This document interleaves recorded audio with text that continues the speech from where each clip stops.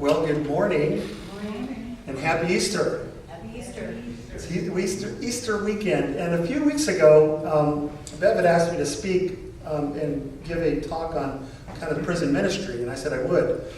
And then as I was putting it together, Dawn says, "You do know that's Easter weekend, don't you?" And I said, "Oh, yeah. So you ought to do something for Easter." So I said, "Well, how do I tie in prison with Easter?" And so she gave me some really good ideas. So if you, I'm going to give her the credit for this talk. If you don't like it, you can blame me. That's pretty safe, isn't it? Well, I don't know, has anybody ever been up to Moose Lake Correctional Institution? This is a picture of it. That's actually a pretty nice picture of it. When you get closer, it kind of reminds me of that Shawshank Redemption jail that they had in that movie that one time. But Robert, Mike, and I go up to Moose Lake Correctional Institution about once a month and put on services. It's like putting on a church service. And I know some people might think it's an imposition or hard to do, but it really isn't. And I believe that God has made a system that when you're willing to reach out to people, He seems to always give you so much more back than what you give. And I think Mike can testify to that when we go up there, we are so blessed by being with those men up there, and the services and the companionship and the talks that we have and some of the things they share and their prayer requests and stuff. It's just amazing. And then when we first went up there, you remember Mike, I was taking my guitar and we would play some songs, and they really got into that. And after a little while, these guys came up to me and says, "Well, do you mind if I bring my guitar?" I'm like, "Yeah, of course." And then another guy brought his guitar. Pretty soon we had a bass player and then a keyboard and electronic drums, and they made a band. I don't even take my guitar up there anymore because these guys are so good, aren't they, Mike? Oh, you know what? They're like, and they sing from their hearts, and actually that's my very favorite part of the whole ministry, is going up there and listening to these guys sing. And it's just really amazing. But I put some pictures together. No, I did not take any of these pictures because you're not allowed to take pictures. I mean, I guess I could stand in the parking lot and take a picture of this, but they might pull up in one of their Jeeps and say, "What are you doing?" So I got everything offline, and this is Moose Lake, pictures of Moose Lake. Now here it is from an aerial shot, and I don't know if you can see this, but there's the parking lot where we park, and then we go in right there. There's the main entrance. We get about this far, kind of see there all that Constantine wire. That's Constantine wire, kind of a little channel right there that goes all the way around the whole perimeter of the thing. And we're right about in here where we have to check in. And the check-in process is a little complicated. You got to go through metal detection, and they check everything that you bring in, like your Bible and stuff like that. And then what we do is, after clearing that, then a guard escorts us, or actually a guard in the chaplain, take us further down the building, right about there. And we're kind of in a classroom, or I guess they call it a chapel, right about there.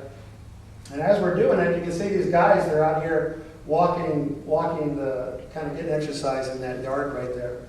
So that's Moose Lake Correctional Institution. I wouldn't want to live there. Closer view of the very front. Notice all the cameras up there. So you are on candid camera the whole time you're there. And this is kind of what it looks like inside. I think that's one of the kind of common areas.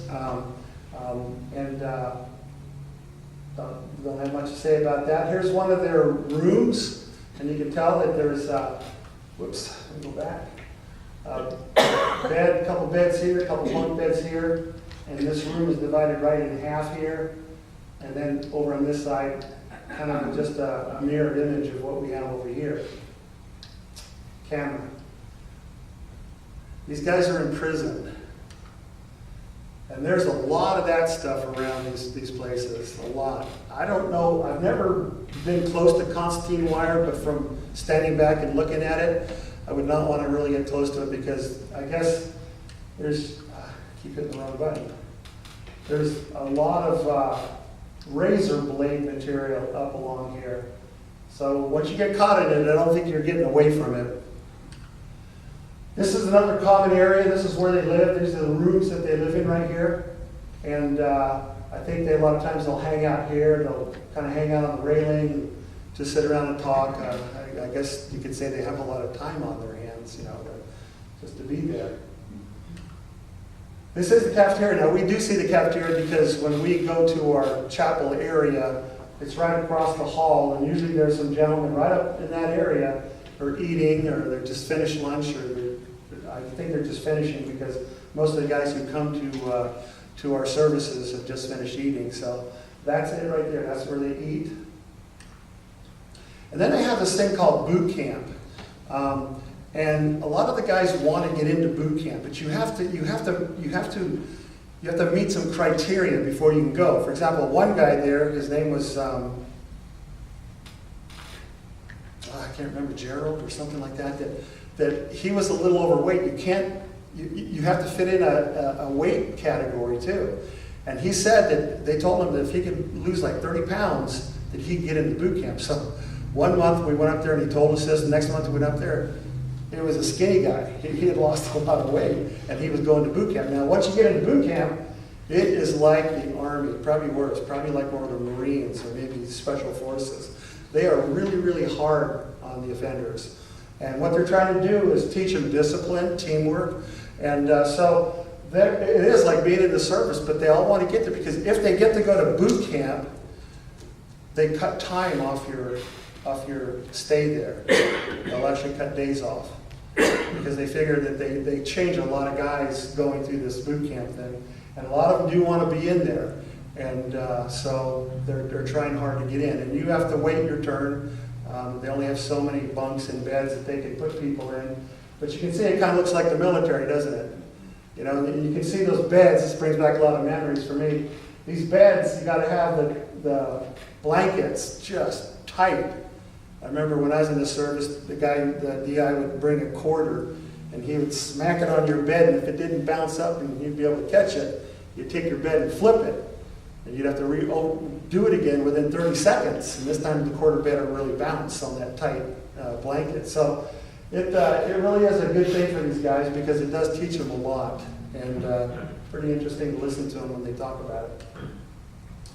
Now we're going to go from the state prison, which is Moose Lake, into the federal prison up at Sandstone.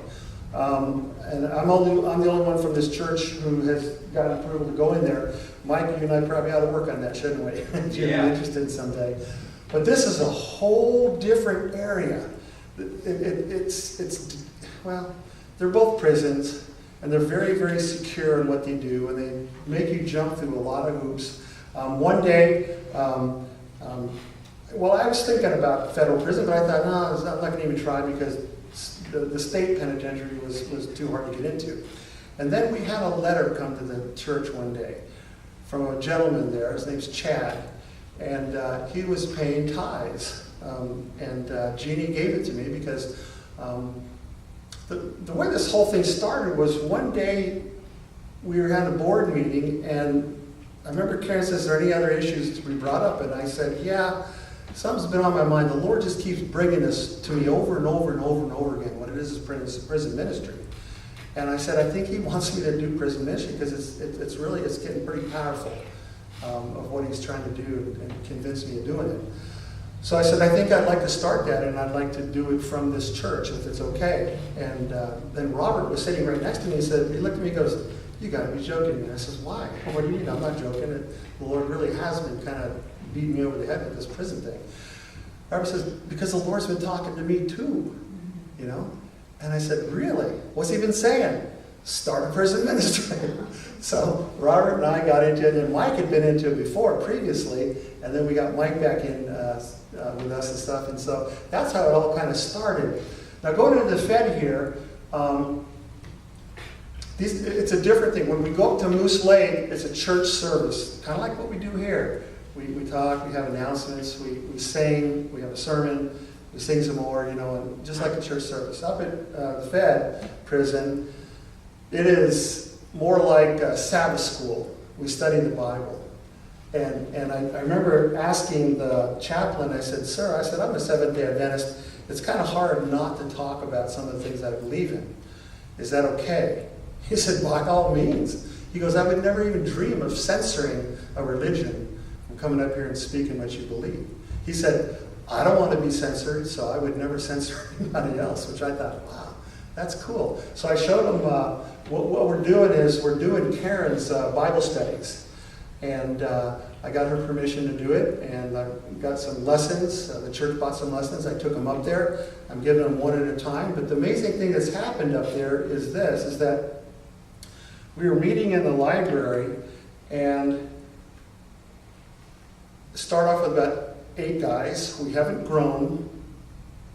And I've been up there more than 5 times, but 5 times ago I took Karen's lessons up there, and we started it.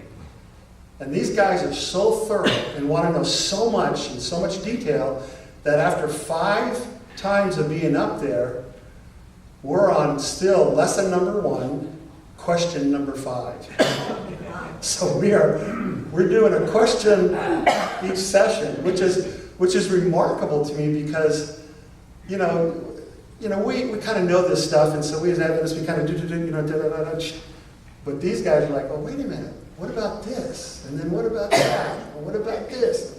And it just gets into some really, really interesting and good discussions. And so we've been having fun with that. We were meeting in the library, and this last time that I went up there, the chaplain said, we're going to get you in the chapel. And I said, Ross, or Chaplain Ross, I'll be happy anywhere. The library's fine with me. Because I just figured we only have 8 people. Well, I found out that we have more people than some of the other people. They go there and they might have 2 or 3 guys show up to the little services too. So he said, no, I want to put you in the chapel. So we went to the chapel last week. And by the time I got in, they were already there. And they had set up, right up kind of like up by the podium and stuff, they set up a half circle of chairs with enough chairs for everybody who showed up, 8 guys. And so as we got started, before we moved to the chapel, one of the guys said, you know what I'd like to see? And I said, what's that? And he goes, I would like to see us move into the chapel, which I guess is not an easy thing to do because other churches have been there a lot longer than I have. And then I would like to see us fill up the chapel. And I looked at him and said, you're kidding me. He says, no, I would like to see that. I said, okay. And I looked at everybody and says, what do you think about that? And he said, yeah, that should be our mission, to fill up the chapel with the guys in this prison. I said, why don't we call it our Nineveh Project? Let's evangelize this thing. And so they all agreed, they jumped on it. Yeah, Nineveh Project, let's do it. So this time tomorrow when I go there, not only going to set up the 8 chairs with us 8 people, they're going to set up 13 more. Now they picked purposely 13. And we've all been praying this whole week, Lord, fill the chairs. And I told them, I said, guys, my hands are tied. I can't do it. I can't come in here and try to convince people to come to the service. I said, but you can. You meet a lot of people during the day. You talk to a lot of people. So let's see if you can get them here. Let's pray that the Lord will impress their hearts to come. So that's what's happening right now. We're in the middle of a Nineveh project to see if it can grow. And I have faith that the Lord is going to fill that chapel.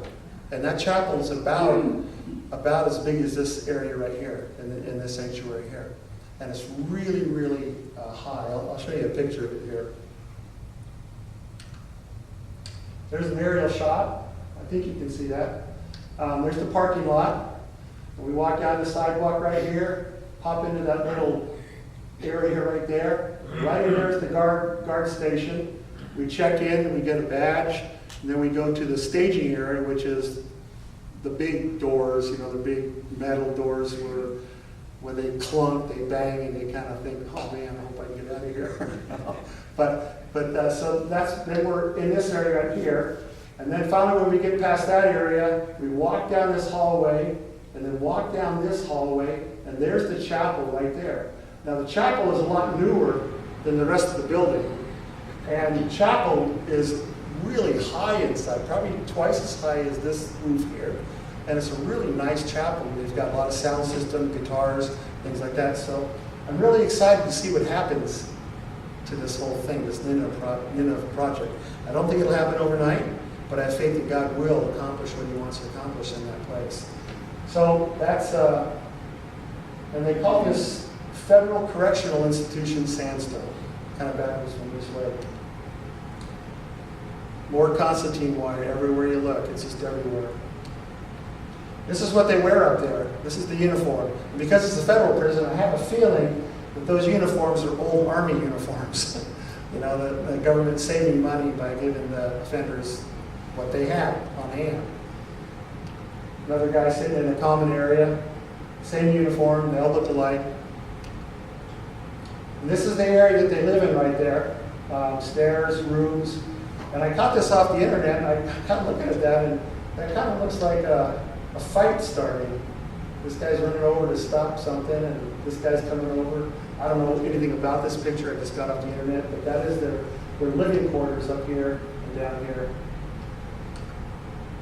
And this is their showers, and nothing really fancy there. These men, both in the state prison and federal prison, are behind bars. They've lost their freedom. They have lost their freedom. They can't get out. They can't go home. They are prisoners in a prison that makes life hard. Their world revolves around surviving and hope. So what about you? Are you anything like these men behind bars in prison? Think about that. Are you? Let me ask you a question. Who here this morning would like to go to heaven today and be there conscious and awake today? Raise your hand if you just like to get off this earth and go today. Okay? Well, go ahead. Go on. Go. If you want to go, just go. You can't, can you? You can't. So in a way, you're a prisoner. You can't leave this earth. I'd like to. I'd like to get out of here. I'm tired of putting up with all the stuff in this life. I'd like to get to heaven where I don't have to worry about stuff anymore. And so in a similar way, just like the prisoners up at Moose Lake and Sandstone, we are too prisoners. We're kind of like prisoners of sorts. We don't have that real freedom like Jesus would like us to have. We're kind of stuck here. I asked the inmates at the federal prison if they would do something for me, and that is to write down a short paragraph of kind of who they were, or a little something, whatever on their mind, and so I could take these letters and share them with you. I wanted to make a connection with these guys to you, to this church. And they were pretty excited about that. And I said, but before we go any further, I've got to talk to the chaplain, clear it through him, make sure it's going to be okay, because they get real touchy about stuff like that. And so I asked the chaplain, and he said, by all means, yes, let's do it. He says, it's very important that these guys can maybe get connected with somebody out there, or at least know that somebody cares. And so he said, of course, the letters have to come through him first. He's got to look at them all. And then when he said, I'll look at them all, and then I'll email them to you. And I said, that's fantastic, thank you. So here are some of the letters that these guys wrote. And this letter is written to you, not to me, but to you. Now, I told Bev this the other day, because one of the guys says, yeah, I would really like to tell them how much I appreciate you, Bob, coming up here all the time and spending time with us. And I said, please don't do that. This isn't about me. This is about, I want you to connect with the people in our church and let them know kind of a little bit of who you might be. So don't write anything about me, just write to them. And another guy says, well, I'd like to tell them something about you. And I says, well, don't do that. They know me, but talk to them. Well, they didn't listen very good. So these letters I'm giving to you, some of them talk about me. I feel kind of humbled that they did, but I feel a little uncomfortable about it too. This one says, hello, I was raised in a Christian home, but never was involved in a Seventh-day Adventist church until I was hired to help build one. In doing so, I met lots of great people, asked lots of questions. Then I ended up in here and still keep in touch with members and the pastor and enjoy every visit with Bob. Isn't that cool that he was asked to help build a church and I think that's a neat connection. He'll always remember Adventists. And apparently he must have run into some good ones. This guy is a special guy to me because he gives me a very hard time with the Bible. Everything I say, he wants to contradict it. And I pray about him and me a lot. Because you know how it is when you get in a Bible study and somebody says something, you want to, well, I don't see it that way. And you go, I don't see it. But he's a good man, and he's willing to listen. Here's what he says. I've done close to 20 years and have close to 20 years to go in prison. I've met Seventh-day Adventists from numerous churches, and what has always impressed me is their sincerity, modesty, and holiness. I'm Masonic Jewish, yet I enjoy attending SDA services when volunteers like Bob come in. There's something special about the SDA church, and I believe God will reward her richly. Isn't that amazing? Yeah. He told me that he is a Jew, but where he lived, there were no synagogues, and so he believes in the Sabbath, so he went to a Seventh-day Adventist church and went there all the time, and likes a lot of what we teach and stuff like that. But I tell you what, talk about a Bible scholar. He knows the Bible up and down. And he takes me to task a lot, which is good. Okay, Bob has been a joy to me, and he has always come with a willing spirit that lightens my world. Some come here to fill a need of their own, but with Bob it is obvious that he wishes to share Jesus with us. I am very thankful that we are not forgotten by our fellow Christians on the outside. Now that touched my heart. I almost came to tears when I read this one because you never know, whatever you do, you never know what kind of influence you're going to have on these guys. And I think they really just want to have somebody care. Yeah, they've made, they're a lot like us. They want the same things. They've made some pretty big or bad mistakes to get where they are. But they're a lot like us. There's not a lot of differences. They just made a big mistake and got caught. Hinckley SDA. I would like to tell you that Bob has come and brought joy, love, and wisdom to me here at Sandstone Federal Correctional Institution. He shares the word of the Lord through various methods. He is a great outside volunteer to have. From his first study moving forward, he is helping spread God's news to all. I'm really humbled by these things. I don't like reading them because, anyway. But I like the fact that they're getting what they need, when we're talking, and I really do. I really try to keep everything focused on Jesus. You can't go wrong when you do that. If you start getting into church politics or church doctrine and stuff like that, then you get in trouble. But when you stay on Jesus, it seems like that is the thing to do with these men. And I think they appreciate that more. Dear Hinckley Church, thanks for sharing your brother in Christ with us. We have enjoyed having him up here. For me, thanks for keeping me and my band of brothers up here. I have been a member of God's family for some time, but just like the prodigal son, I left, and unfortunately God had to hit me in the head to wake me up and to his saving grace. We are now friends, brothers, and Jesus has saved me from my old self. May God bless you on the Sabbath day. Thanks, your brother in Christ. That guy right there is a very special young man to me. We developed a really good relationship. And I'm just going to be honest with you, I really made a mistake when I went up there, because this is the guy who wrote the letters and started paying tithes to this church.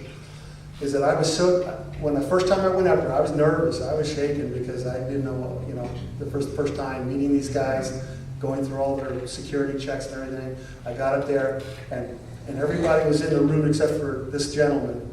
And when he came in, I knew exactly who he was.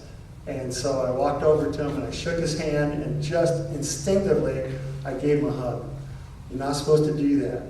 And I made a mistake. And nobody called me for it or anything, and I praise the Lord for that. But just this last time I went up there, he was talking to me as we were leaving, and he said, "You know something, Bob?" I said, "What's that?" And he goes, "Do you remember the first time you were here?" And I said, "Yeah." And he said, "Do you remember when you came over and hugged me?" And I said, "I remember that very vividly. Yes, I do." He said, "That meant more to me than anything that's happened to me in the 3 years that I've been here." He's got another 17 years to go. But that's meant more to me than anything in the 3 years that I've been here. And my jaw just kind of dropped. And first of all, I thought, oh, that was really stupid to do that, Bob. But right now, I'm glad I did. The Lord made it so that maybe nobody saw it on camera, nobody approached me with it. But to him, it meant a lot to him. And it meant a lot to me, too. So these guys, they just want to be noticed, and they want to know that somebody cares. And so I told them, I'm going to share these letters with you. Now you know them a little bit. You don't know their names enough, but you know them a little bit, okay? And he also asked me, he said, "Bob, I know about 3 or 4 guys in my block that don't have any family, friends, no outside contact whatsoever, not at all." And he said, "What do you think the possibility is that you can find someone in your church that might write them a letter?" And I said, I would love to try. I said, "But we have to pass that through the chaplain." And I did ask the chaplain, I just haven't heard back from him yet. So hopefully we can do that. And some of you might volunteer just to write somebody that you don't know in the prison, just to give them a little bit of encouragement. That's all they're looking for, is encouragement and somebody to care. And you have to be cautious with these letters. If you decide to do that, we'll have to sit down and make some criteria about what to do, what not to do with a letter. Okay, so now we get into Easter, and I'm going to tie this together here in a little bit, because I just made a statement not too long ago that these guys are a lot like us. They're in prison. They can't go where they really want to go. We can't go where we really want to go. Our real home. This isn't our home. Everybody agree with that? This isn't really the world that was really meant for us. It got really messed up, and God wants to correct it. So, this is Easter as the world sees it. Now, I went ahead and Googled the word Easter. and I said, images. I want to see what images came up with Easter. All I got was bunnies and eggs. Seriously. There were a couple way down the bottom of a cross, but overwhelmingly 99% of the pictures was bunnies and eggs. And so this is what the world sees, Another thing I'd like to dispel is the notion where Easter came from. Now, for a long time I believed this, I don't anymore. There's a goddess, her name is Ishtar. Who was Ishtar? And is there any connection between Ishtar and Easter? Ishtar was an ancient Mesopotamian goddess of war and fertility. The world believes her symbols, like the egg and the bunny, were and still are about fertility. After Constantine decided to Christianize the empire, Easter was changed to represent Jesus. How about that? Constantine had something to do with that. But at its roots, Easter is all about celebrating fertility. That part of it. But then listen to this paragraph. However, there is absolutely no conclusive connection between the pagan goddess Ishtar and the Christian celebration of Easter. Any theory that Easter is named after Ishtar is pure speculation. There is also no proof that Ishtar was ever associated with eggs and rabbits as symbols. In fact, Ishtar's sacred animal seems to have been the lion. So we have a lot of history stuff that sometimes we look at and think this is one way, another way, really, really different. So I believe now that I don't think she had anything to do with Easter. So if Easter did not really come from a queen or bunnies and eggs, where did it come from? This next slide tells us where it originated and where it came from. And all you have to do is look at it for 1 second and you'll know where it came from. It came from an empty tomb. Amen. The God of the universe decided to leave a perfect place filled with love and harmony, and to come to this earth and live a very hard life and die a very cruel death for one reason and one reason only. So we would have an opportunity, just an opportunity, no guarantees, just an opportunity to make him our best friend and to believe in him and to trust him, and in turn, he would give us eternal life. There are no guarantees. He came here, and there was no guarantee that anybody would accept his gift, dying at the cross and then awakening in the tomb. And with that empty tomb, he has made it possible for the chains of this world to be broken and to set free from sin. If Jesus was willing to do all of that, he must want us in heaven really badly. What do you think? The fact that he would come and do all that, all the insults and the pain and the torture that he took, and then the heartbreak to see people turn away from him, he did all that just so we would have an opportunity. No guarantee that we would do it, but have an opportunity to choose him. And he was willing to take that risk, no matter who or who didn't choose him. So my suggestion is this: to choose life. Choose freedom. Choose the one who loosens the chains of sin. Choose the one who conquered death. Choose Jesus, who one Sunday morning came back to life so we could live forever. Amen. Choose Jesus.